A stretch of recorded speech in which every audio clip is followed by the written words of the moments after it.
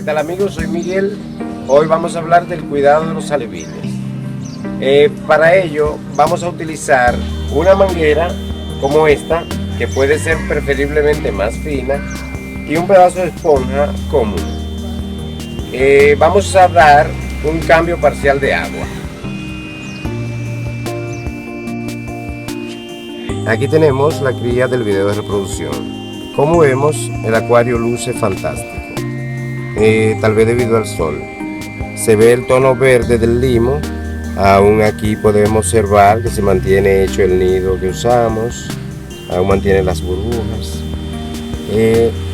En caso de el estanque estar contaminado en el fondo, ahí es que usamos el pedacito de manguera. Recuerden que la manguera puede ser de cualquier color o forma. Lo importante es que no sea muy gruesa para que no saque mucha agua. Esta vez, como el acuario está sano, las crías tanto están en el fondo como en la superficie, están regadas en todo el acuario, en todo el estanque. Por lo que yo solamente le voy a dar una muestra de cómo uso la manguera. De estar contaminado en el fondo, las crías todas se van a alejar del fondo y ustedes la van a ver en la superficie del agua. En esa forma tú puedes proceder a entrar la manguera y sacar toda la suciedad que tenga el fondo.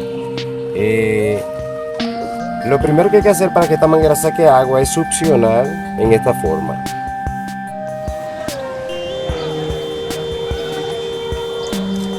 Amigos, cuando la manguera ya esté llena, debemos tapar el orificio para no botarla, porque la vamos a recoger en este envase que vemos acá.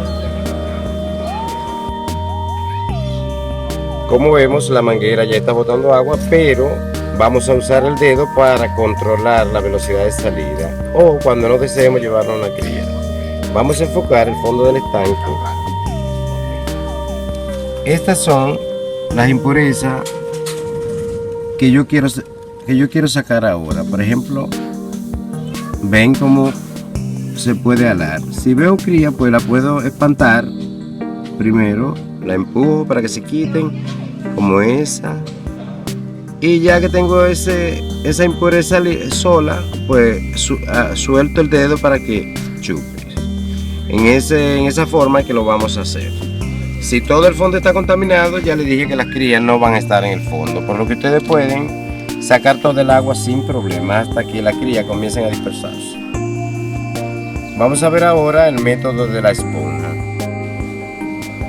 En este caso, como nuestro acuario no tiene el fondo dañado, vamos a usar la esponja si queremos dar un cambio parcial de agua. La entramos suavemente hasta que se llene.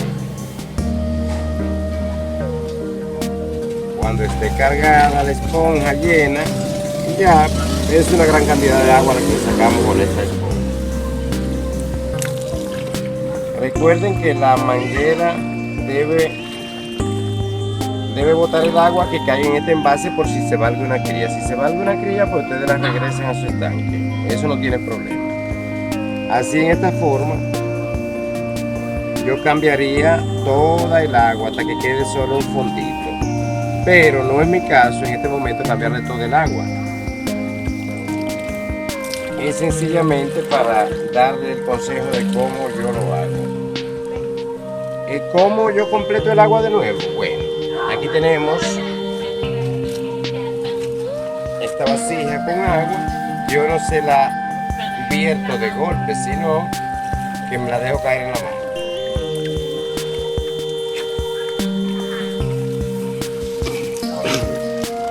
En esta forma, el agua no golpea la cría ni tampoco remueve el fondo, que sería de mal gusto que el limo se despegue y invada todo el acuario. Aquí yo le he hecho la cantidad de agua que yo desee. Como yo no le extraje mucha agua, pues ya es suficiente. Yo volví el agua otra vez al mismo nivel. Aquí tenemos un poco de Daphnia que conseguimos. Y este es el momento ideal para echársela, ya que le viene un cambio parcial de agua. La cantidad de Daphnia que se le puede echar a la cría depende también de la pileta o del estanque donde se encuentre, qué tan grande es. En este caso, como nuestro estanque no es tan grande, pues no le vamos a echar tan gran cantidad de Daphnia, porque la Daphnia puede morirse y dañar lo que es el agua. Entonces yo voy a usar como 2 porciones como esta. Le echamos la Daphnia o pulgas de agua con cuidado y la regamos en todo el estanque. Esto para no maltratar la comida viva, la Daphnia.